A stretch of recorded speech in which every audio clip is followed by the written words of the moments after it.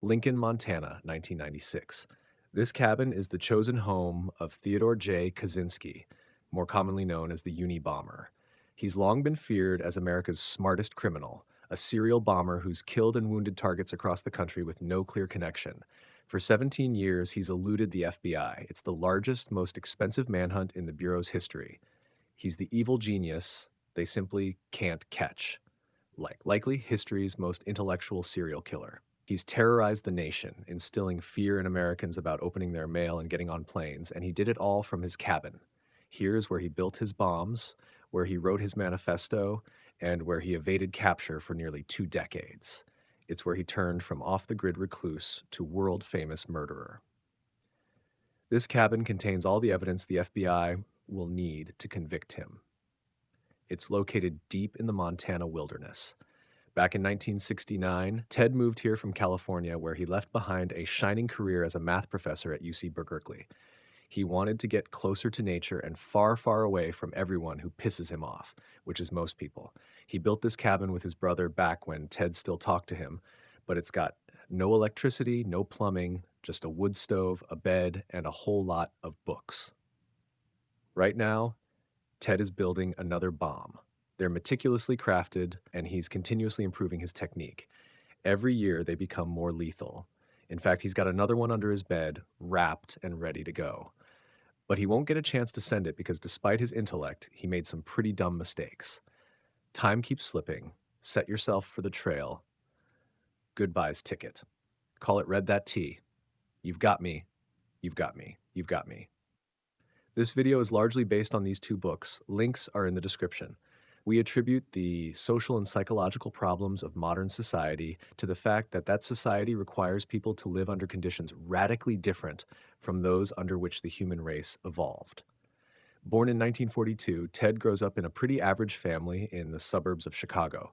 They're working class Polish Americans. His parents are politically progressive, bookish, and intellectual, and really into the outdoors. They're strict but loving. At least that's how they remember it. It becomes obvious at a young age that Ted is exceptionally gifted, so his parents push him to succeed. He skips 2 grades and easily aces every class. He's a pretty normal kid for someone with an IQ of 168. Sure, Ted is quiet, shy around girls, and arrogant, but he has a core circle of friends and plenty of hobbies. Like his parents and brother, he loves playing music, reading, and camping. People like Ted. They'll later remember him as a sensitive, respectful kid. All that starts to change when Ted enrolls at Harvard University at just 16 years old. Like many college freshmen, Ted struggles to adjust.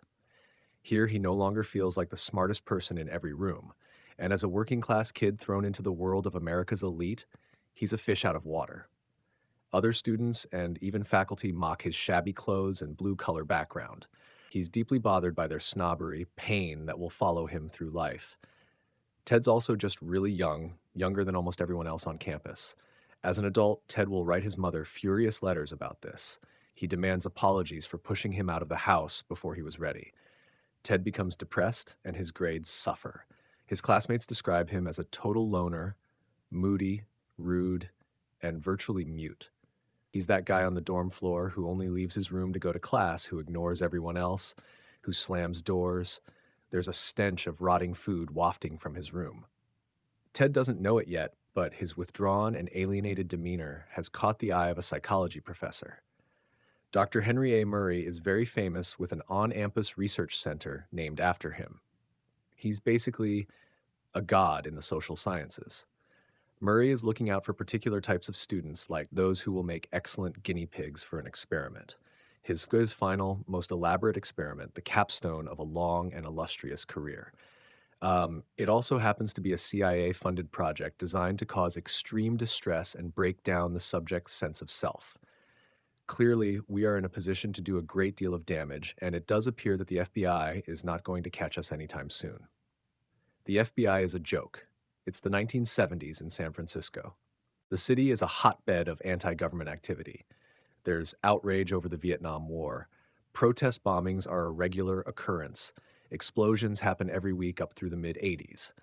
The FBI dubs it the Belfast of North America. Radical far left groups like the Weather Underground and the Symbion Liberation Army claim credit for many of the bombings. So most of the cases are pretty straightforward in terms of understanding motive and perpetrator. But amidst all of this, the FBI San Francisco bomb squad makes a shocking discovery. 12 mysterious, similarly built bombs can be linked to one elusive killer or group. They have next to nothing to go on. Just for whatever unknown reason, this string of explosives seems to target universities and airlines. Whoever is building these bombs is an expert crafter and careful to not leave any DNA behind. Not a hair, not a fiber. They're encased in beautiful handmade wooden boxes. There are no eyewitnesses to the bombings and no letters from organizations claiming credit. The victims appear to be scattershot of random people. The unknown perpetrator is referred to by the code Unibomb for university and airline bomber. So far, his bombs have killed one person and injured 20 others across 5 different states. Unlucky recipients of the Unibombers' early packages include a campus security guard, a handful of graduate students and professors, a secretary, an airline executive, and passengers on a flight from Chicago to DC. Some are injured quite badly. The first death is in 1985. Hugh Scruton, a guy who owned a computer store in Sacramento and was about to get married. What does he have to do with anything at all? Far away in his cabin, Ted reads about his death and chuckles to himself. He hears that the FBI offers a $25,000 reward for any information. He's flattered. The Unibomber is making waves. Not bad for the actions of one man in a 10 by 12 feet shack with no electricity, running water, or phone service.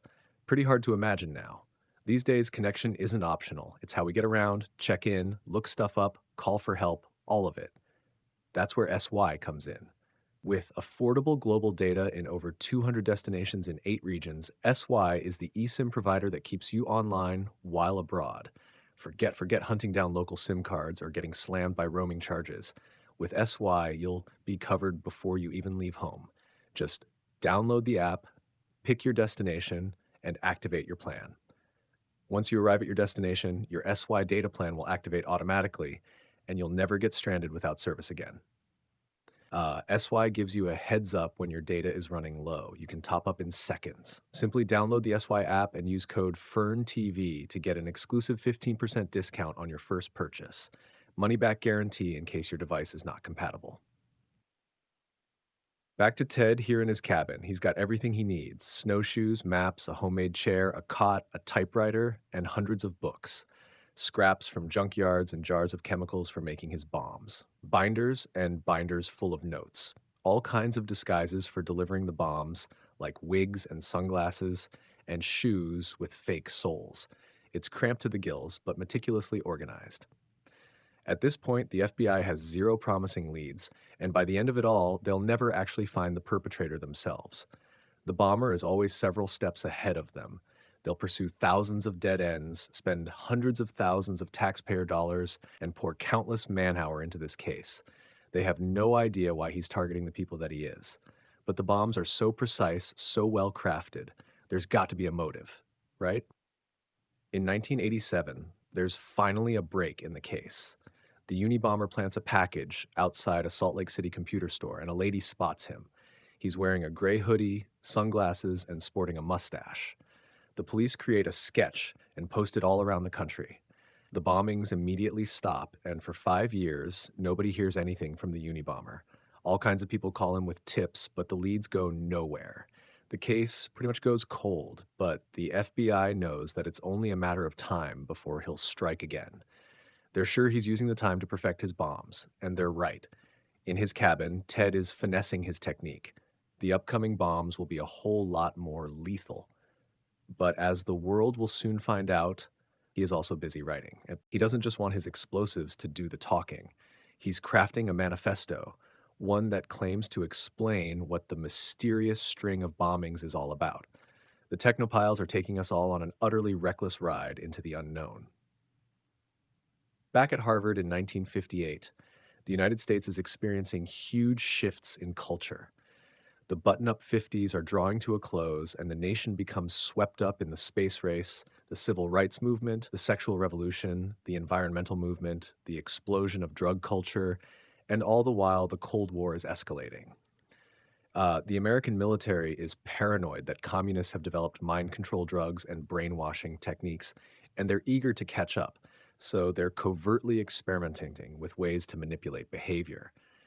US intelligence officials are especially interested in developing a perfect truth drug for interrogating enemies, and they believe LSD might be it. But they're also testing a wide range of ways that psychological manipulation could bend the will of anyone to do whatever the US military wants. They've even enlisted help from the Nazi scientists who experimented on Dachau inmates with hallucinogens and interrogation methods. The military illegally smuggles these war criminals over to get their advice on brainwashing as part of Operation Paperclip. Over the course of at least 11 years, thousands of Americans are subjected to unethical psychological experiments that include sensory deprivation, hallucinogenic drugs dosed without consent, subliminal messaging, hypnosis, electroshock therapy, and even ice pick lobotoys. And that's just the stuff we know about. When the project becomes public knowledge in the 1970s, the CIA director orders most of the records to be destroyed. The program is codenamed MK Ultra. Many of the test subjects are vulnerable populations like prisoners and hospital inmates, but also students. Students are prime subjects for these experiments because of their frequent contact with professors who play a big part in MK Ultra. Some of the professors know the role they play, many don't. During the post war period, the CIA becomes the largest employer of college professors, and the military is by far the biggest source of funding for psychological research. Professors acted as consultants and researchers for military backed projects. They used their status to encourage theirs to participate in experiments, often involving drugs like LSD. Afterwards, they reported back to the government. Harvard becomes heavily involved in Army sponsored studies. One of the CIA's main men on campus is the superstar psych professor Henry Murray. Murray is well known for his studies of personality, and since the CIA's beginnings, his theories have influenced how they recruit new agents and how they interrogate suspects. When Murray and young Ted Kaczynski cross paths, Murray is at the end of his career, and he recruits Ted for his final, most elaborate experiments. They're meant to assess the effects of stress and harsh interrogation on gifted male students. Murray wants to know, what will it take to break an educated, intelligent man? The setup is simple. Ted and 21 other students are asked to write an essay about their most deep-seated beliefs. Then they're told they'll discuss their beliefs with a fellow undergrad. The experiment aims to compare the effects of stress on college men who seem psychologically healthy and well-adjusted with students who seem alienated, pessimistic, and lacking in identity. Ted is most likely recruited for the second group because he's showing signs of depression. Ted's personal essay stands out as the most pessimistic of them all. It suggests that he was already vulnerable before the abusive test began. He is also the youngest and the poorest in the group. The students are told this exercise is just to study different personalities. In truth, now the real experiment begins. The essays are handed to lawyers trained in manipulation who are instructed to attack the values expressed in them. The students endure harsh interrogations in brightly lit rooms. They face calculated personal critiques designed to humiliate and erode their sense of self. All the while, electrodes monitor their stress responses. Later, they have to watch these stressful and humiliating moments on video over and over again for 3 years. As Mura himself describes it, the tests were designed to be abusive. He's had a lifelong fascination with pain and stress and is known to have a sadistic streak. Plenty of participants will later report the experience to be deeply unpleasant with lasting trauma. But Ted's responses are the most extreme in every category. Murray's team identifies him as the most traumatized of all. Yes, Ted Kaczynski got MK Ultra. You can read all about it at cia.gov. And consequence, many claim the CIA created the Unabomber, but that's an oversimplification. It's not so easy to prove how much effect the experiments had on Ted's turn to terrorism. Ted's turn to terrorism. None of the other students in the experiment are known to have become killers. Some psychologists believe the experiments were stressful enough to create anger problems in Ted or even aggravate latent schizophrenia. But other psychologists evaluate him as undeniably sane. Ted himself dismissed the idea that the tests were anything resembling psychological torture. He was very invested in being seen as psychologically healthy until the bitter end. He's taking great pains to not be painted as damaged or crazy. He wanted his murders to be understood in the context of his beliefs, not his personal history. If people saw his actions as a result of trauma or madness, it would invalidate his ideas, ideas that formed his last year at Harvard. Ted becomes increasingly disillusioned with the industrial technological system. He comes to believe that technology is slowly destroying humanity and eroding our freedom. He's horrified by widespread psychological suffering and how industrial technology has severely damaged the planet. He's certain that it will only get worse the more technology develops. So anyone who helps advance technology in any way is the enemy. Scientists, engineers, business people, what Ted calls the technician class. Ted starts having revenge fantasies and becomes obsessed with how society enforces obedience with psychological controls. He daydreams about breaking away from society and living off the grid. Ted graduates Harvard and goes on to get his PhD in math at the University of Michigan. He's quickly establishing himself as a brilliant mathematician and is offered a tenure track position at UC Berkeley as their youngest professor ever. His students don't like him very much, but he's publishing groundbreaking papers on boundary functions. But Ted resigns one day without warning. He tells his family that he's done with teaching math to future engineers, engineers who will advance the industrial technological system and continue destroying the planet. Ted buys a bit of land near Lincoln, Montana, and builds a cabin with his brother. He's ready to escape the advanced technology that surrounded him at UC Berkeley. He wants to live a simpler life, far away from everyone he's ever known, and then he starts to build his first bomb. Through our bombings, we hope to promote social instability and industrial society, propagate anti industrial ideas, and give encouragement to those who hate the industrial system. In 1993, the Unabomber strikes twice after a 6-year hiatus. Two prominent researchers, a computer scientist and a geneticist, receive packages the size of a VHS tape. The bombs detonate upon opening, and both professors are badly injured. Shortly after, the New York Times receives a typewritten letter. It claims credit for the bombs and says the public should expect more to come. In 1994 and 1995, the Unabomber succeeds in killing two people with his mail bombs, an advertising executive and a forestry lobbyist. As feared, his explosives have become notably more sophisticated. Bombings are usually accompanied with demands for money or some kind of action. What made the Unabomber so difficult to understand and to find is that his bombs never came with any requests. They seem to be built only to cause fear, injury, and death. 17 years after starting his bombing spree, the Unabomber finally makes his demands known. He writes, the New York Times again announces that he will permanently desist from terrorist activities if they publish a 56-page manifesto.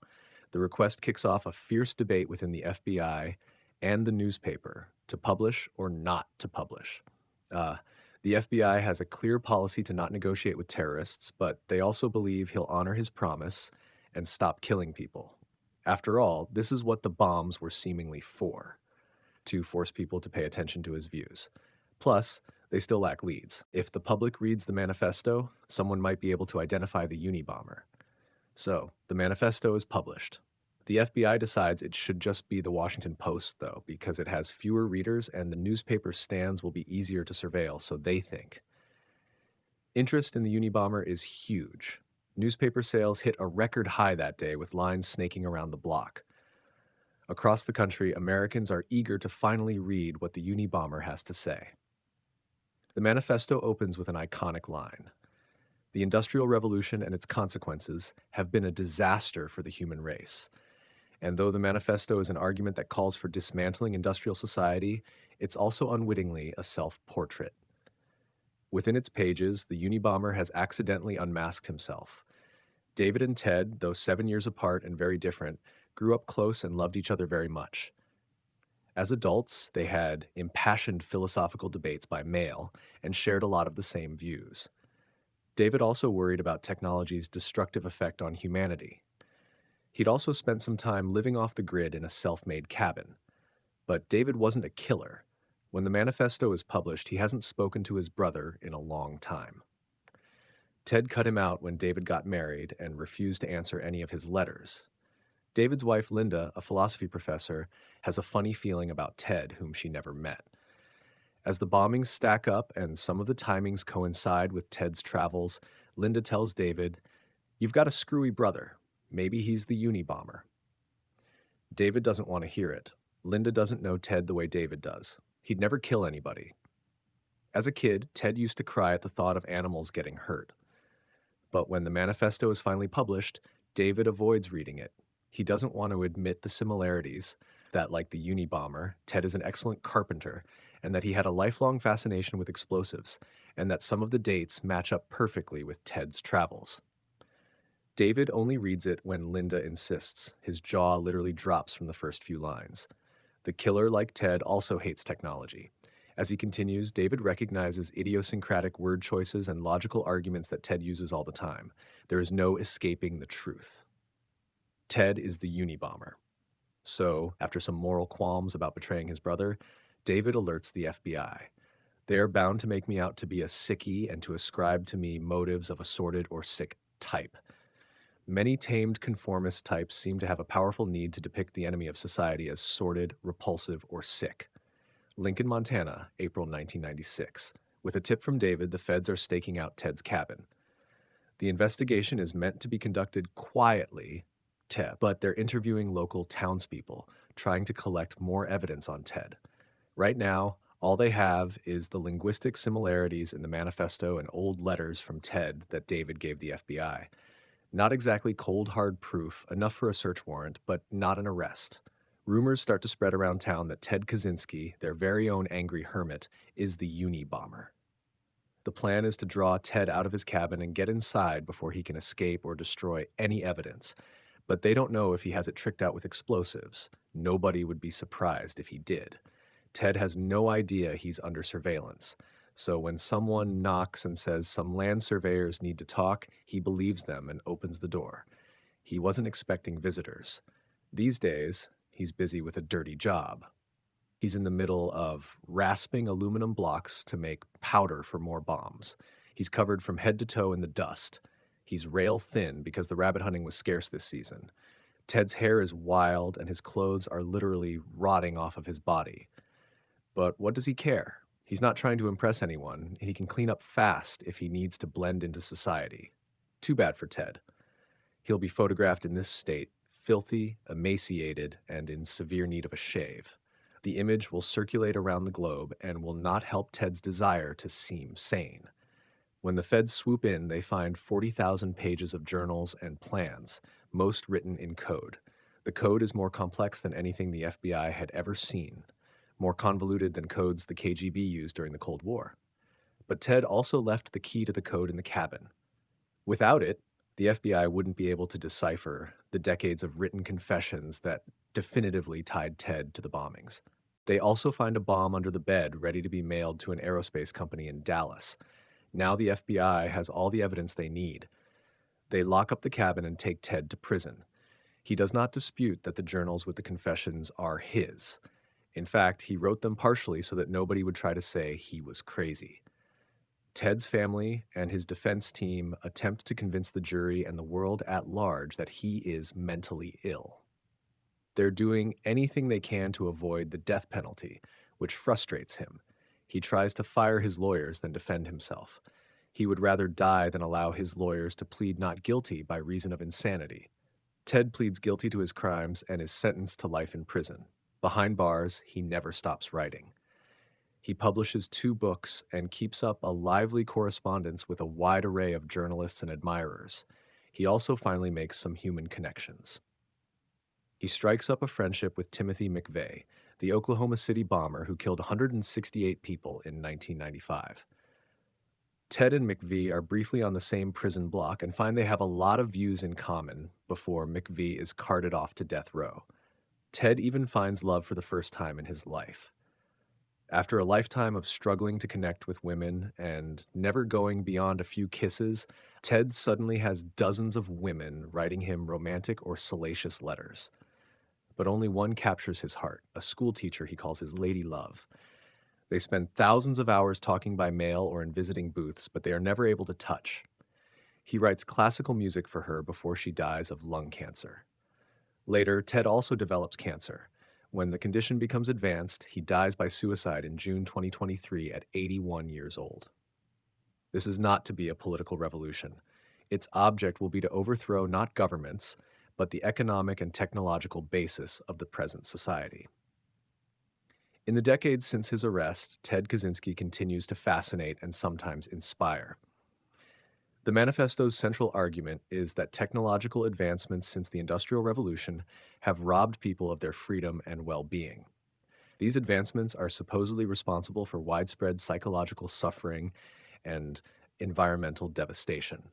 It's a revolutionary call to dismantle industrial society altogether and warns that technology will inevitably overpower human autonomy. Many of Kaczynski's observations in the manifesto are true. Some of his predictions are prescient, and a lot of the grievances are understandable. It's not hard to find people who are also frustrated with surveillance or sad about environmental destruction. At the time of his capture, Time magazine wrote, there's a little bit of the Unabomber in most of us. Nowadays, Ted Kaczynski continues to find admirers online. From teens on TikTok depressed about climate change, half ironically saluting Uncle Ted, to the extreme right mass murderer Anders Bavik, who heavily quoted Kaczynski's Industrial Society in his own manifesto. But even if most people can find parts in the manifesto they agree with, most people are not willing to kill. Kaczynski knew that most people would be repelled by his crimes but committed them anyway. Those who find the ideas compelling might want to check out Jack Quall, the thinker whose ideas most inspired the manifesto. The philosopher never advocated killing. They also should check out Ted Kaczynski's diaries. They lay bare the personal motivations that drove the Unabomber beyond the manifesto that was polished for public consumption. Technological society really did seem to anger Ted, but Ted was also very, very angry in general. In his diary, Ted Kaczynski writes that he was happy to kill innocent civilians. He took pleasure in causing people pain. He killed at least 9 dogs just because they barked too loud. He hated leftists. He hated doctors. He hated women. He fantasized about killing them just for rejecting him. He fantasized about killing his neighbors just because they annoyed him, including a toddler. He condemned technology as slavery and glorified simpler times that ran on actual slavery. Kaczynski wasn't even much of an environmentalist. He made fun of them in his diaries. He littered proudly. He poached illegally. He logged on protected lands.